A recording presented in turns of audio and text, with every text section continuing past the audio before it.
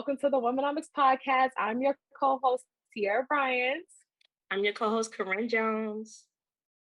Yes, and we are super excited. We got a dope as special guest, okay? Let me tell you something. I love your Instagram. I have to say it here. I love your Instagram. Introduce yourself. Tell the people who you are.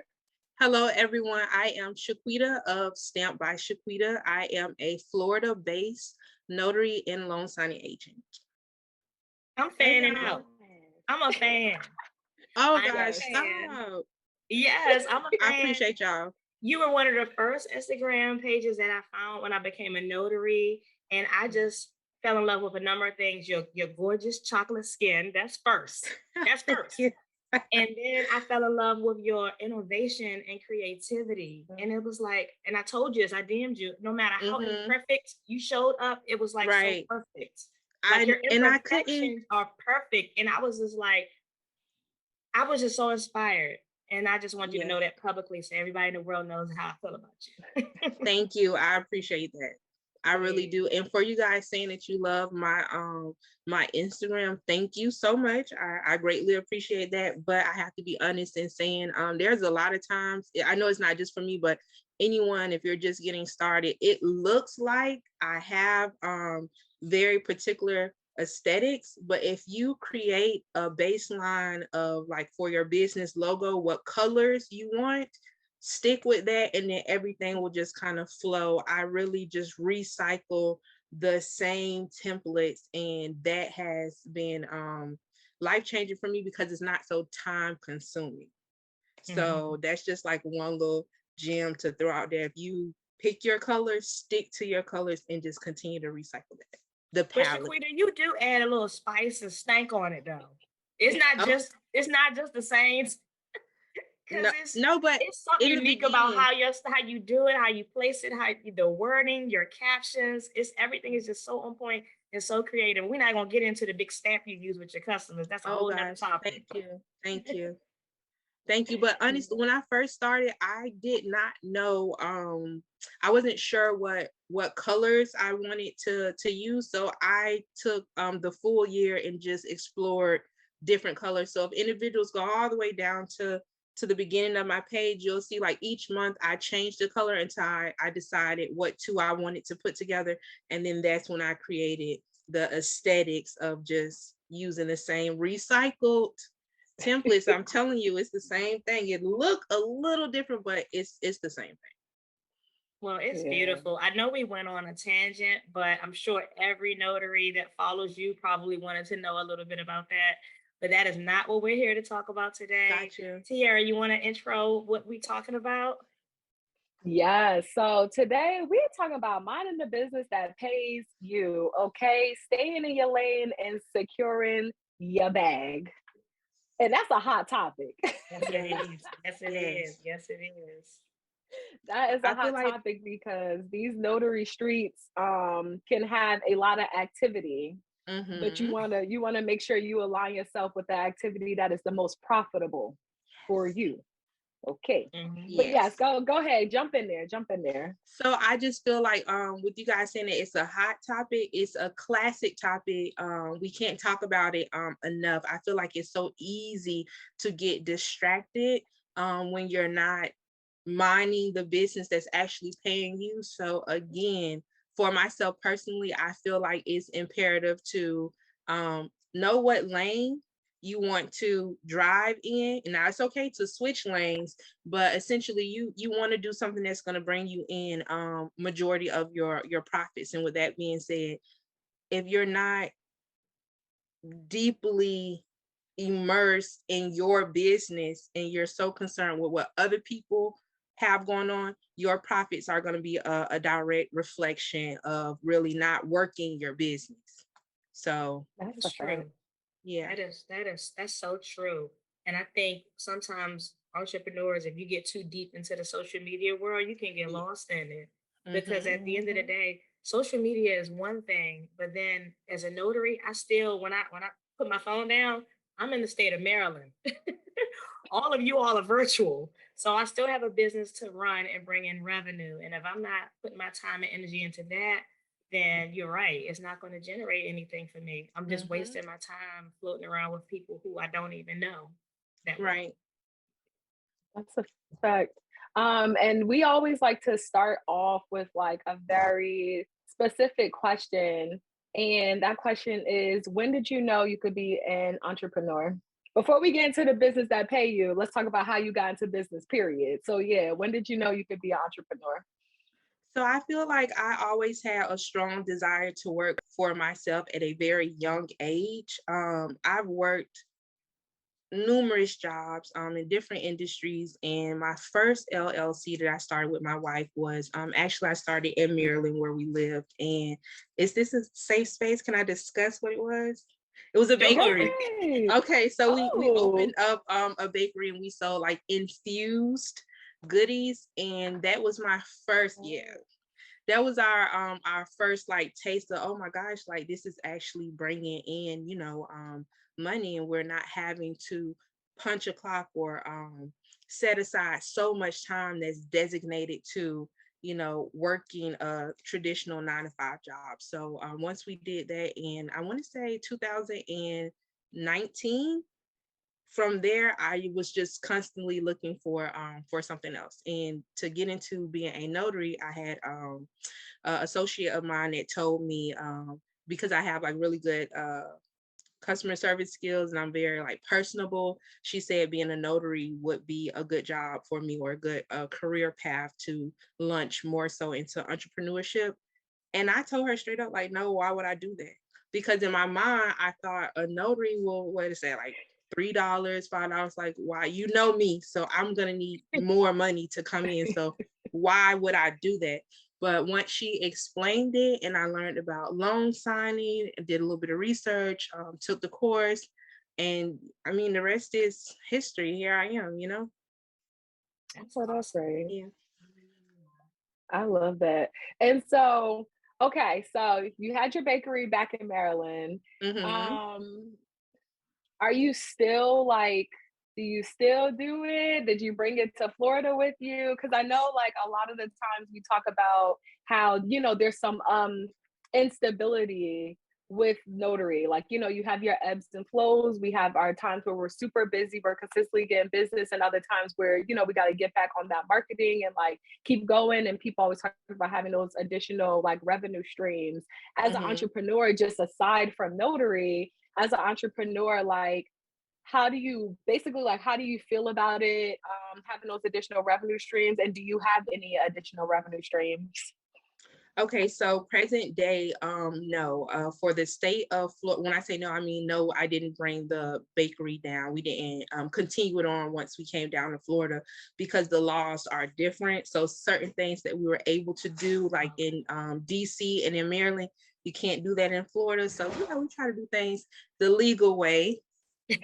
So, we weren't able to continue on in the same capacity that we did once we moved to Florida. So no, we don't continue on with the bakery as a business, but I still have, friends, close friends, family. If they ask, then I will definitely make them bake treats if they ask. But it's a very select few that will even ask, because they know I'm quick to say no, because it's the process. Before my notary business was like truly sustaining all of my bills in Florida, I was like a substitute teacher, so I did that for a while. As far as other sources of income, like Tia, a wedding officiant is something I've done. I've conducted several weddings. I am really good when it comes to, thank you, paperwork. So there were a lot of instances and opportunities for me if someone needed like certain applications filled out. I'm more so like behind the scenes of like clerical work, so I'm able to kind of like freelance myself to do small projects for individuals. But again, that's like a very selective few that know that. I don't really advertise. You would have to know me to know that I can do that. Okay, well now the world know. Because I see like on your Instagram page, you literally mind your business, but you are so busy in your business. Like, like you, sometimes I'm looking, I'm like, she's still out working because I know we're in the same time zone. And I'm like, wow, she just did so. I had another appointment, and you capture all of them. And that just is a testament to your consistency.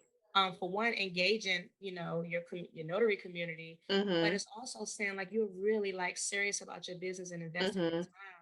And it's a wonderful thing to see. So how do you stay consistent with investing in your business and staying engaged in social media, but yet staying in your own lane? Like, I guess the question really is, what drives you to continually engage on social media? Because, I'm assuming the majority of your audience is fellow entrepreneurs, but also you're constantly working. So what drives you to stay engaged in social media?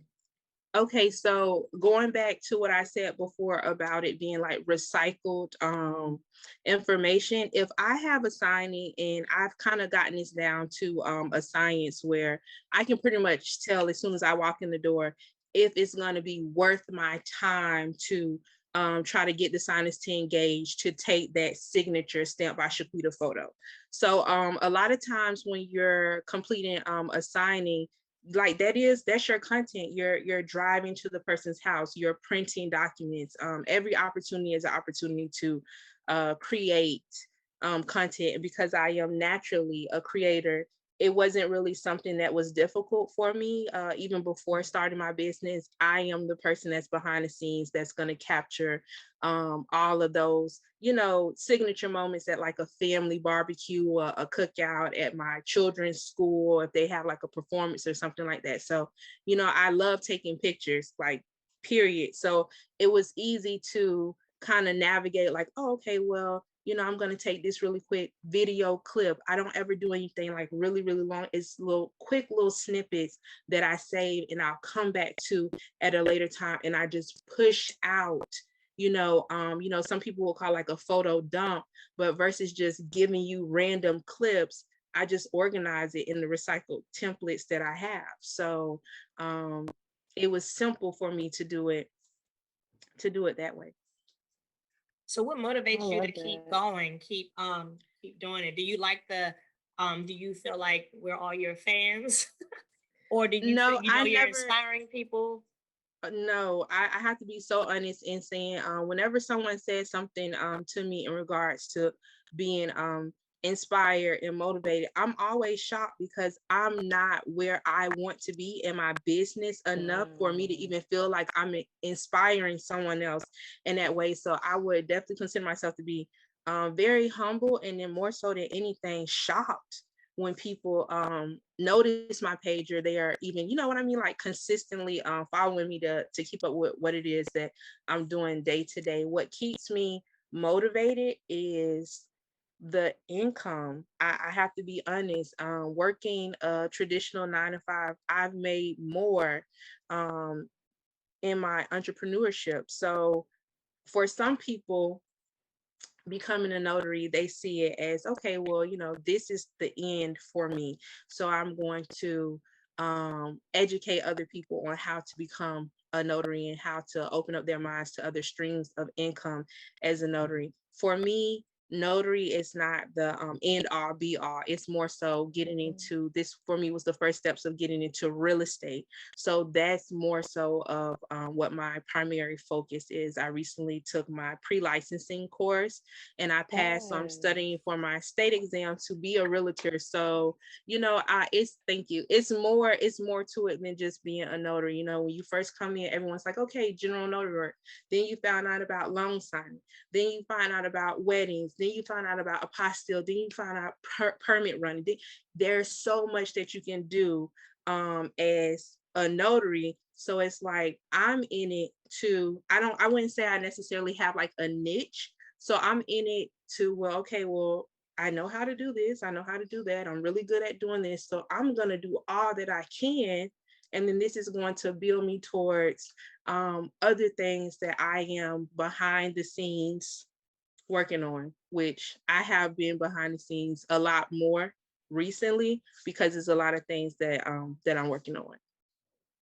And that's what keeps me engaged. That's what keeps me driven to continue in my notary business because it has been a financial fuel for other businesses that I hope to start in the near future.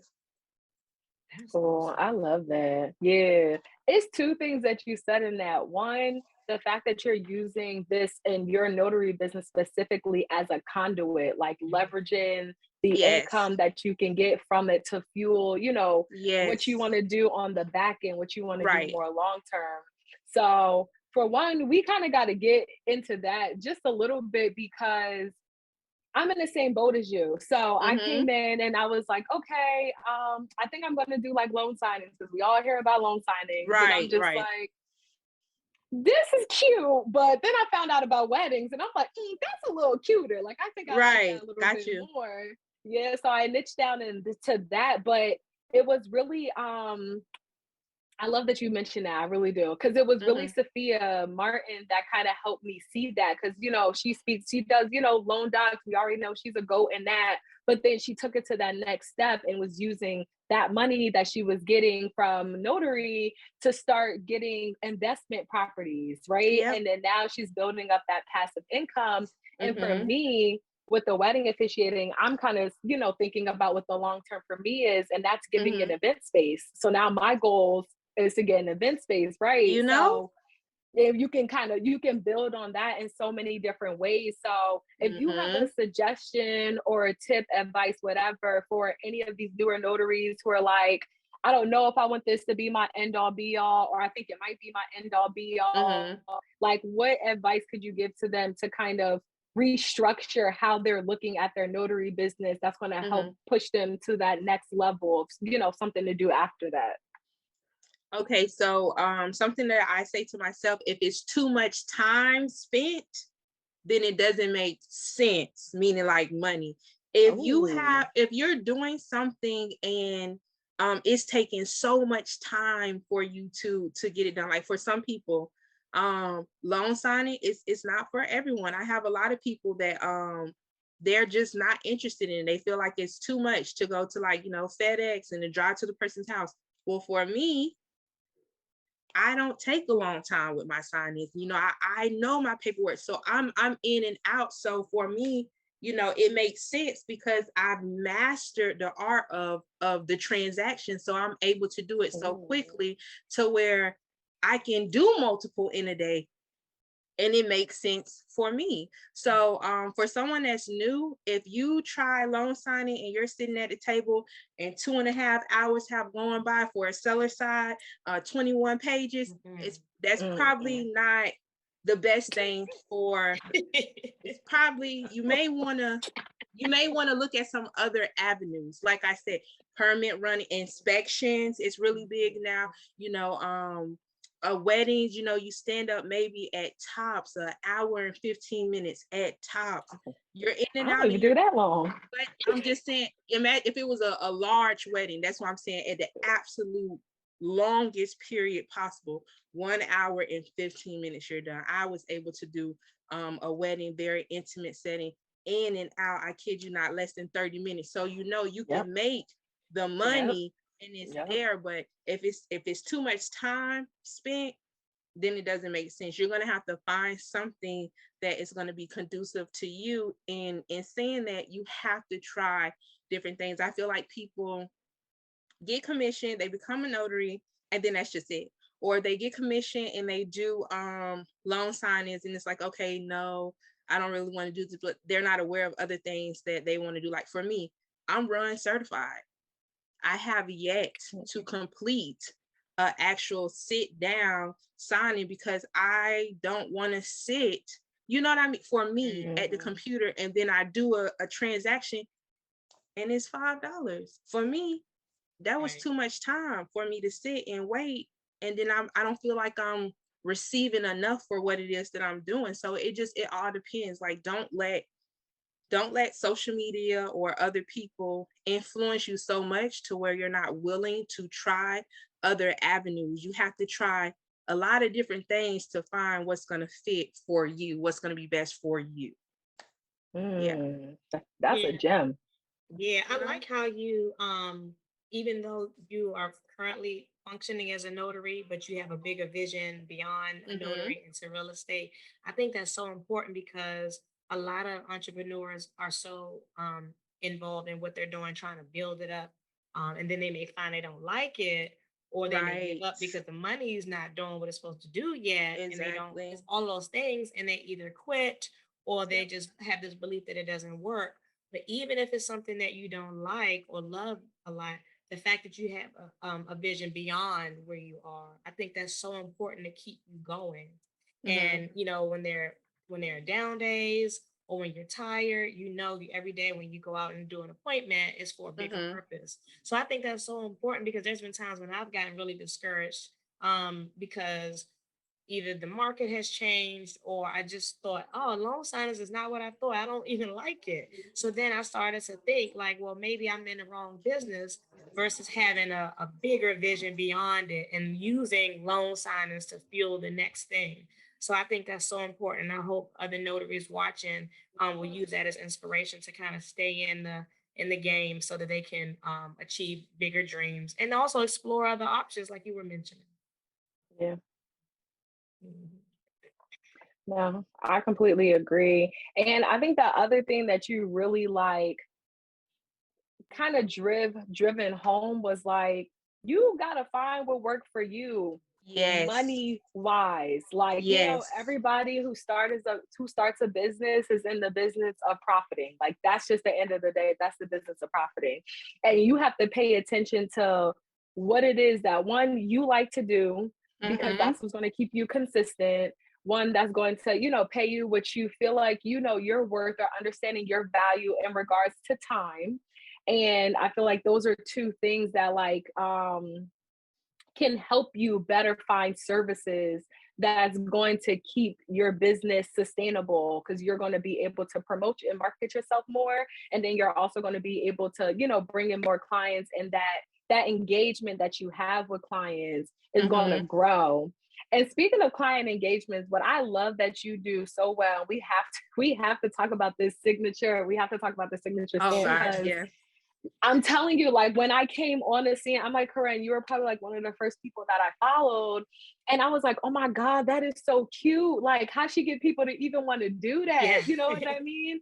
And it speaks to, it's such a testament to, you know, obviously the comfortability that your clients feel with you, and the personable factor that you bring in. So one, bring us back. Tell us how you came up with that idea. And if you do not mind sharing your secret, how do you get people to engage with you in that way so you can capture, you know, that type of like content? Okay. So for starters, that stamp started off as painted cardboard, right? That I had so many people hold and stamp that it had wear and tear. So I took it to several like lumber companies, a carpenter, so that they could carve me out a piece of wood so that it could be more durable. And I couldn't find anyone to do it. No one was willing to carve it the way that the stamp was shaped. So I ended up having to carve it myself. And initially it wasn't something that I wanted to do. It wasn't something that I thought I would be able to do, because they made it sound like it was so difficult because no one was willing to do it. So that's a stamp that I made myself. So I saw a lot of people using the same type of stamp or same type of sign, and I didn't want to use something that I had seen so many times. I wanted something different. So that's what prompted me to make something myself. That was one. And then, okay, so say for instance, when you call to schedule your appointment, or you're calling and you're getting the details, or you're looking over the email for a wedding. Well, you guys are engaged in your initial conversation. This is how they're greeting you, even if it's, you know, via text, if it's through an email, if you're talking to them directly on the phone. They need to know that they are going to be safe to get to the end point with you. So whenever I'm on the phone, because I prefer to like actually call and have a more, you know, intimate conversation with them, we're friends. When I dial your number, when I know your number and I dial it and I hit you up on the phone, me and you, we friends. It's like Carisha, she said, we go together now. Real bad. Real bad. Real bad. So when I come to your house, it's your first time seeing me. We've already spoken, but now you get a chance to put a face to the voice. So when I walk in the house, I'm not walking in like, oh, excuse me, like, can I come in? I'm like, okay, excuse me, where you want? I'm sitting right here and I'm getting myself. So if I'm already comfortable in your home, you have no choice but to, oh, would you like coffee, tea, water? Yes, please. Can you two lemons and three ice cubes, please. So I just bring my personality. Everyone says this, Florida hospitality, and I just really feel like if I'm going into someone's home, it's already, for some people, it's already weird because you don't know me. So essentially I'm a stranger, but I don't want you to feel that way. I'm here on behalf of the title company, on behalf of the lender, on behalf of myself, and I'm here for you. So we want to make sure that we get the task done in a timely fashion. I'm not going to rush you, but we are going to go through this paperwork fairly quickly because I got another appointment to get to. But while I'm there, I'm giving you a euphoric type experience that is just unmatched, and that's just what I do. I know that's right. So then at the end, you say, "Hey, do you mind taking a picture?" Do most people say yes? Okay, yes, they do. Yeah, because we've talked, they shared their stories about, their cousin, their brother, their children, their pets are running around. I know their pets' names. So like I said, we go together. So when I come to you and we're done and I'm packing up everything, like I pack up everything, they see I have like a little crate that I roll in with everything that I need inside of it. So they see the stamp and they're already curious about it because they're looking at it. So some people ask me what it is. And when they ask me before I get started, I say, oh, we're going to take a picture with that at the end. We're going to take a picture with that at the end. I'm not necessarily like asking, I'm not really pushy, but I'm just letting them know like, oh, well, we're going to take a picture with that at the end because, you just sold the home and that's awesome. Or, you just refinanced and you're getting money back. So we want to celebrate. It's like, it's your money, it's my money, it's our money. So everybody's happy. Mm-hmm. But once I'm done, if they didn't ask about the stamp, then I say, for marketing purposes, would you mind taking a picture? This way, individuals know that I am in the community and I do service this area. And then I pull up my Instagram and I say, whenever I complete a signing, and I just scroll up and they get a chance to see like, all of these people already took a picture. She's legit. This is what she does. They ask me like, oh, do you do this full time? And I say, yes, this is my job. So everyone else did it. So why would you not? And you enjoyed my company. So as a courtesy, would you please? And they 96% say, yes. I do have some that, they're older. They don't want to be on social media. I understand that. I respect that. And I don't take a picture of them. And even more so, people are wanting to take a picture with me with the stamp. And I'm like, no, just you. So, yeah. I love that. I'm just asking nicely, really, to sum it up. Don't be afraid when you walk into someone's home.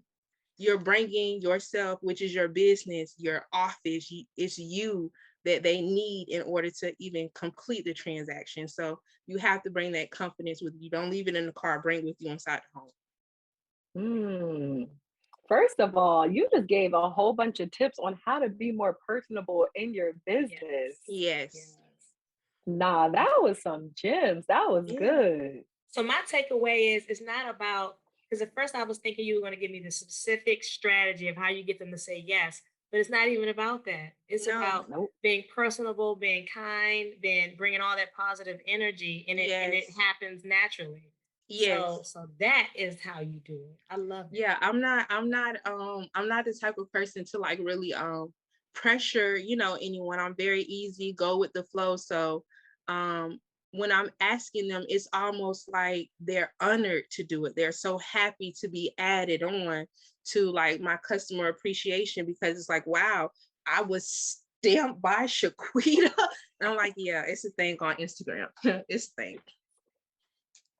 Yeah, I love that. And the other thing that I love is that you emphasize that this starts at the phone call. You know what I'm saying? You're building up that rapport when you answer the phone. And I feel like there's still that beautiful like personal touch element that we kind of start to lose because we want to automate everything, and automation is great. It frees up time and space within your business, but some things, especially when you want to build that reoccurring clientele, when you want to leave that lasting impression with the client so that they go back to the title company, the lender, whoever it is, or leave that amazing, compelling review. Like, you started to build that up when you answered the phone or when you called them for their appointment. So I love that you shared that, because it doesn't start when you knock on the door and enter their home. No. If you start there, you starting too late. Like, you know what it's I mean? way too late. It's kind of like, hold on, who is this knocking?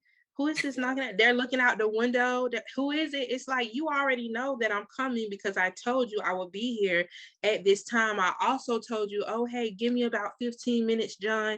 I have to stop to the gas station really quick. You know how these gas prices are. So they are already like, oh, Shequita, I know. So I'll see you when you get here. I say, okay, I'm on my... So it's keeping that open line of communication. I refer to everyone by their first name.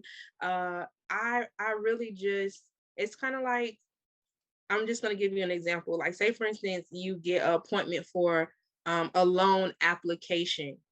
When I have a loan application and I'm going to someone's home, I will close on their loan, even if it's a week from now, because our interaction, they want me to come back to their house to close on their loan. So now you think about that.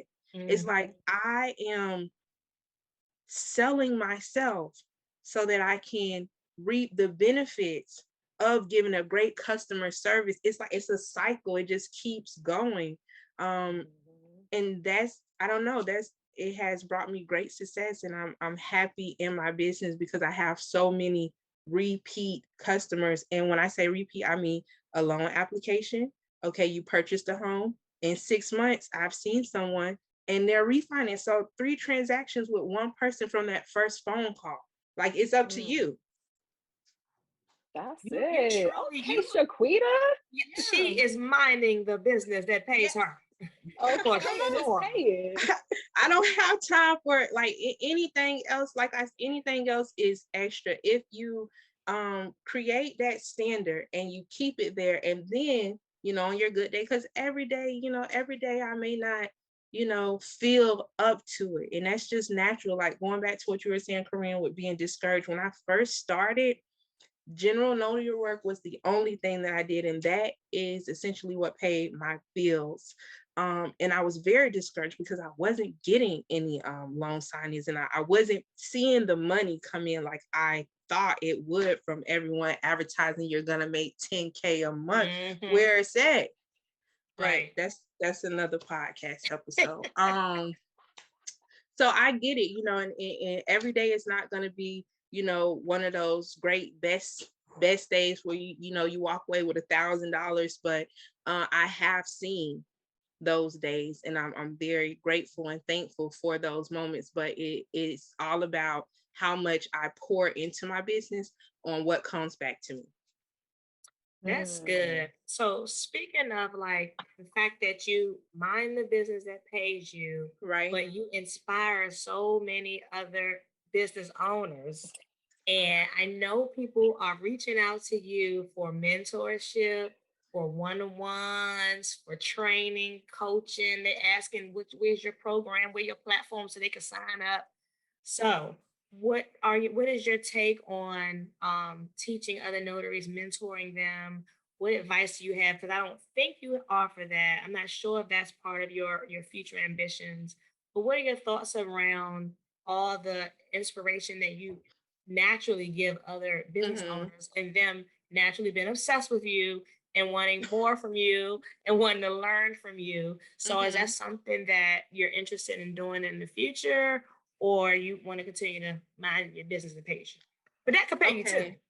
Right. Okay. So for me, so my background is education. I taught in the school system for 10 years. So I'm not opposed to teaching. And I feel like I'm able to teach anyone because I work with children with disabilities before. So you have to learn how to modify the things that you're teaching because everyone doesn't learn the same way, if that makes sense. To be a mentor, right? I feel like you have to devote so much time to someone for them to truly learn. You're not going to learn, you know what I mean, on one call. You know, and me personally, I'm a hands-on person. I have to see it with my own eyes. I need to be there. I need to write it out. I need to see what you're doing. Then I need to be able to mirror exactly what it is that you're doing. I don't offer mentorship because I know with my schedule, I don't have the time to be easily accessible to someone. Someone could be in the middle of crisis where they're right at the signing table and they have a question. I can't pick up my phone and answer your question because I'm at the signing table myself. So because I'm still working my business, you know, independently and just minding my business and really driving hard, working my business, I'm not sitting home, you know what I mean, able to just answer my phone. So for me, as of right now, I know that I'm not interested in being a mentor, but going back to, you know, the links and everything, I do have a link in my bio. If someone were to call and I could give them an hour of my time to, I mean, just throw endless gems, everything that I did wrong, because you can't teach someone, you know what I mean? I feel like you have to share. A lot of people are teaching people things and it's like, oh, if you do it this way, you will be 100% successful. No, it doesn't work that way. I have to tell you why you need to do it exactly this way so that you don't make the mistakes that I did when I thought, well, dang, well, maybe if I just do it this way and shortcut, it'll still get the same result, because it won't. But you'll be surprised. I have people, they will reach out via DM and I do share information. I have like information on my page, you know, free, but I'm just at a point in my business where I cannot, again, just be on my phone DMing someone back and forth an hour conversation. I can't do that. So if someone were to, like, you know, book a call or DM me, like, hey, I would really love to, you know, consult with you. Please don't ever hit me up and say you want to pick my brain. That's like number one pet peeve when people say that, oh, I would love to pick your brain. That sounds to me, it's like that's scary. I don't want anyone picking my brain. Like, I don't know who came up with that slogan, but we need to get that out of that's like, let's normalize not saying someone is going to get in and picking our brain.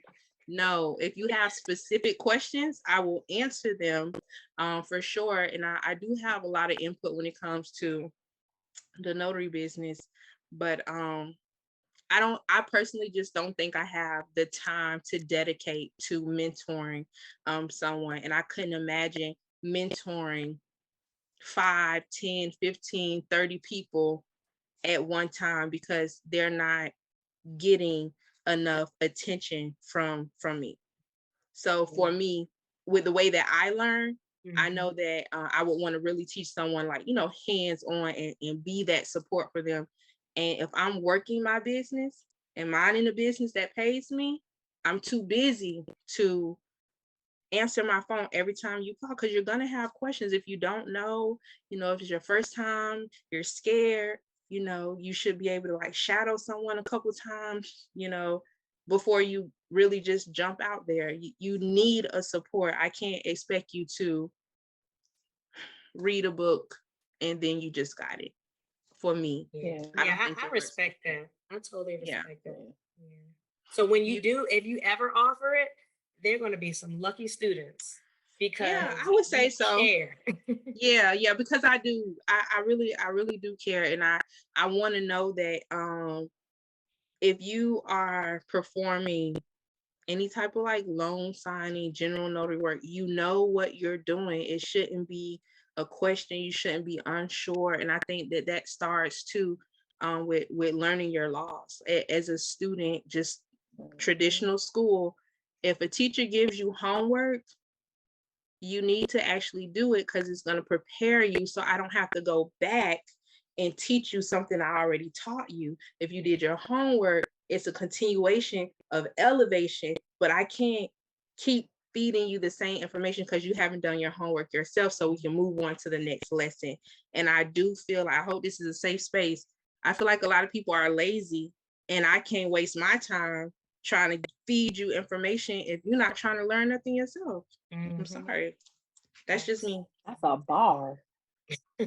That's a bar. Nah, that's real. But you know what I love about it is because you're speaking about it from a teacher background. Like that was your profession. You're right. And there is a lot that goes into it. How many times have, you know, someone reached out to you, asked you a question, and then a week later, 2 weeks later, asks you the same question. The same question. It starts to feel real wasteful. It starts to feel real wasteful. Very draining. So yeah. And the thing is, like, I love how you just, like, you know, re-emphasize, like, I want to be able, if I put myself in that position to offer mentorship, I want to be able to actually mentor you. Like, I want to see you progress. Yeah. And it's like, I can't really give you that 110% because I'm giving myself 110%. And listen, it's okay. Give yourself 110% because at the end of the day, who the person who builds with who name on it? It's your name. Come on. It's your name. And I see a lot of, I have a lot of those papers that come in and have my name on it. And I'm trying to pay those off so I can stop seeing the same companies calling and sending out mail wanting me to pay them. Right. You gonna get your money. You definitely gonna get it. I had another question, and it really was just kind of just based on, like, if you could give people tips on how to put on blinders, right? That was my question. That's my question. That's a good question. That's a good question. Go ahead. I got it first. Okay. Blinders as far as just what, minding your business and working your business? Yeah, or even just, like, you know, people trying to figure out how to pick a lane and how to stay in it, because, you know, so often we kind of deal with, like, shiny object syndrome, where it's like, oh, okay, this thing is going good, like, yeah, I like it, but oh, that thing is looking a little bit brighter. So now you do and you go over there and you start to take away from the momentum of what you were doing and maybe like your first task or your first service. So what are some tips for, you know, helping people put on blinders and really just working that lane, like staying in your lane? Like, that's real, you know what I'm saying? Like that's a real cheat code. So how can you, what is advice that you have for people to put on a blinders and stay in a MFing lane? So you would think that it's self-explanatory because it sounds so simple, but I'm going back to what you said as far as being attracted to those shiny objects. If you are unable to pay all of your bills with whatever your main stream of income is within the notary business, then you shouldn't be switching lanes because you only have enough gas to keep on the path you're going. You if you make a wrong turn, you're gonna run out of gas. You know what I'm saying? Like, if I can make it like as simple as I possibly can, you want to stay in one lane until you have enough income to sustain all of your bills with this one source of income. If that's bringing you in enough, then you can veer off. But if that's not bringing you enough, you've already kind of allotted so much time, so much resources into getting this up and running. You have to get one thing up and running and functioning before you can just jump. Because now it's like, okay, a baby, you had one baby, it's a newborn, you know, you're still bottle feeding it. If you jump and you have another baby, it's forcing that baby to kind of bottle feed itself, and it may not be ready to feed itself just yet. So it's still going to cry out for your help, and you're going to have to move from this new baby and come. You're going to be back and forth, and as a mom, you're going to be drained. How can you do both, especially like financially when you're talking about entrepreneurship? Because to funnel some of these businesses, especially when you don't know. I feel like when I first got into the business, I purchased so much stuff that I just did not need. And that I spoke about this on my page. It really cost me to go into credit card debt, where it's things that I'm still paying for present day, like literally right now. What's today? The 27th of July, 2022, still right now today. So it's like, if I would have known that, okay, well, I don't necessarily need this, or I don't have to have this, then I would not have purchased all those things. But when you don't know, you're just kind of, figuring out things as you go. And I've learned that it's best to do what's going to actually pay you in this moment. And once you have enough, then you can venture off into something else. And then, this one is it's already sustaining itself. I have clientele, I have individuals that are going to call me. So thank you so much, Shequita. You gave us so many gems, so many things to really just consider, especially when we're talking about just, maximizing the activity and the effort that we put in our business to get those profits, to get that reward. So right. I have to ask you, we always like to finish this up with a toolkit. So tell the people, what's in your toolkit? What tools do you use to kind of stay in your lane, really run up your bag, and keep your brand at the forefront? Like, how do you keep your blinders on? Drop some gems for the people. So number one, I'm really big on a to-do list. It is imperative that I know what it is that I'm going to be doing for the day. But more so than that, like that first week of each month, I create a calendar for myself of things that I want to do, whether it's like marketing, cleaning out my car, paying homage to a vetted notary, or highlighting a newer notary on my social media pages. If I'm going to do like a giveaway, I make sure that first week sets the tone for the month, and I just kind of keep the momentum going.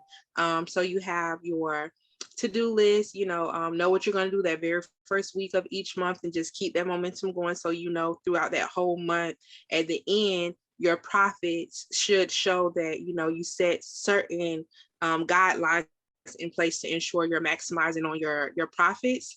Another thing that I like to do is to revisit any direct clients that I had, or signing services that I work with. I keep an Excel spreadsheet so I know who I'm getting the bulk of my money from. So if someone cut me a check and it was a good amount for the following month, those are going to be the individuals that I follow up with first. If it's sending like a thank you card, or an email, or even just calling them on the phone. Hey, listen, I realized that we did a lot of work with one another next month. Let's keep it going for this month. So those are things that I have been able to implement in my business that have, again, kind of kept me with the same amount of success and more going into the future. It's important to keep track of the individuals that are feeding you. It's great to network across the board with other notaries, but what I have realized is that I can only get so much work from a notary because we're doing the same thing. So you kind of want to network with the individuals that will be able to cut you a check. You want the title companies, realtors, lenders, look around and see who's investing. Go to a couple of auctions and see who are the people that are buying up properties in your area. You want to be in the community. It's great to be on social media, but it is a tool. You're only going to use it as a tool to grow your brand, expand your brand, and give exposure to your brand. You need to be inside your community. Hospitals are familiar with my face. Schools are familiar with my face. Title companies they're probably tired of my face at this point. But that's all of that is a part of my toolkit, is community outreach, because they need to know that I'm local and I'm a notary, but more so than a notary, I'm a community member and I'm here on their behalf. I love that. Yeah. That was good. I'm gonna take some of that. For sure. It's important. Yeah, and if there are any notaries or just small businesses in general that don't know who you are, can you drop your information so that they can follow you and connect with you? So I am Shequita _stamped _by _Shequita On Instagram, name is Shequita Jordan. On LinkedIn, I don't have a Facebook or Twitter or anything such as that, but if you DM me on Instagram, I would love to connect with you. Awesome. Yes, that was so good. I just want to say one thing, just a quick little sidebar. One, shout out to your giveaways. Your giveaways are super dope. You're definitely helping newer notaries just really kind of get started and able to use some of the tools that you've been using. Two, are you still making your signs? So, can people still order? If someone wanted to place an order, like I did that more so during the summer when I would have like more time. When it's like the school year, my kids are, not in camp, they're in school, I'm doing signings. I don't necessarily have a lot of allotted time to kind of expedite the process because I am making it by hand. I have to paint it, ship it off. So I can make a sign, but it's going to take longer for me to ship it out. Before, it would be shipped in 2 days. Now it could be up to at least 7. Okay, it's going to take longer for me to make it. Yeah. Okay. Dope. And you have one more product that I was loving. Oh man, it was kind of like a binder and Boss on a Budget binder. Yes. Are you still having those? Can we purchase those? So if someone wanted me to make it for them, I could. However, I have a post on my page where it tells you all of the equipment you would need in order to make it yourself. And it will be, more cost effective if you're on a budget to follow my page, find that post, and then it's called Boss on a Budget. And as a matter of fact, to this day, hold on one second. I actually, can you see? This is my there you go. But I don't know if it's showing up, but no, a little bit. Yeah, but it's here. I'm still using it. It's full. When I first started, I was having such a hard time keeping track of who paid me. And as a loan signing agent, if you're paid like on a net 30, some companies pay bi-weekly, some companies are even net 45. You need to keep track of individuals that have paid you versus individuals that have not. I just received a check from a company that I work with a lot, and I didn't even know that they had missed a payment, but it was from 2021, November of 2021, and I just got paid from them. I kid you not, last week. Wow. You know what I mean? So if I would have had, this just came into play for me 2022, my Boss on a Budget. But if I would have had all of my affairs in order, like I said, each year, you're just getting greater with time and experience and making mistakes and learning from those mistakes. If I would have been keeping track, I would not have needed to depend on them to say, hey, listen, according to our audit, we owe you X amount of dollars. So we need to send you this money or we're going to be in trouble. Keep track of your finances. It's important because there's a lot of companies, you'll be surprised where I have had to go back and say, hey, whoa, you owe me. Right. Girl, it's my money and I need it now. I'm in this right now. Literally, I'm in this right now. I did a closing for a company in Texas back in April. Still have not received payments. And I outsourced that appointment. So I made sure my notary got paid. Of course. I still ain't get paid. So know where your money at. Know where your money at. It's important. It's very important. So yes, that's the product. I can make it, but you can make it yourself. I got all of the materials from Dollar General for $1 at that time. Now it's $1.25. But yeah. Awesome. Oh, I love that. Yeah. Well, thank you so much. We are stoked to have you on. I didn't even anticipate you to drop all this information on us. Like, you've given me so much that I need to start implementing and incorporate it into my business. And I can't wait to give you the feedback on how much more profit I'm making. Exactly. That part. Right. Okay. Yeah. And my takeaway is you are an awesome example of a true businesswoman. People always say, mind the business that pays you. We use it in such a sarcastic way. but that is literally what you do. And it's paying off. And so for new notaries, any notaries, seasoned notaries, if they just even go on your page and just binge on all of your content, go all the way back. Go all the way back. Yeah. From the beginning until now, they will see your growth and see. I guess my biggest takeaway is your consistency. And I have to be honest, I'm not always consistent with fruitful habits in my business. But you definitely, besides your creativity and all the other stuff that I was talking about, your consistency with your business, and then the things that you shared today, I mean, I know it's beneficial to me, so I know it's going to be beneficial to other people. So thank you so much for being here and sharing space with us today. Thank you for having me. I greatly appreciate you guys even considering having me a part of your podcast for today's episode. It's definitely humbling for anyone that is a new entrepreneur, vetted entrepreneur. If you're even considering becoming an entrepreneur, you are going to have moments of doubt. Keep going. There are going to be periods of inconsistency. Keep going. There are going to be moments where you want to veer into different lanes. Keep going. If I just leave anyone with anything, you don't take away anything from today, it is imperative to mind the business that pays you. Nothing else matters. If you truly want to have success in entrepreneurship, you have to work your business. You have to be passionate about it. You have to do it diligently, and it will pay off. It may not be today. It may not be tomorrow, may not be a year. It takes time, but if you keep working it, I promise you, you will reap the fruits of your labor, and they're so sweet. I can't even express that enough. Yes, that was good. Well, thank you guys so much. As always, like, comment, subscribe, follow.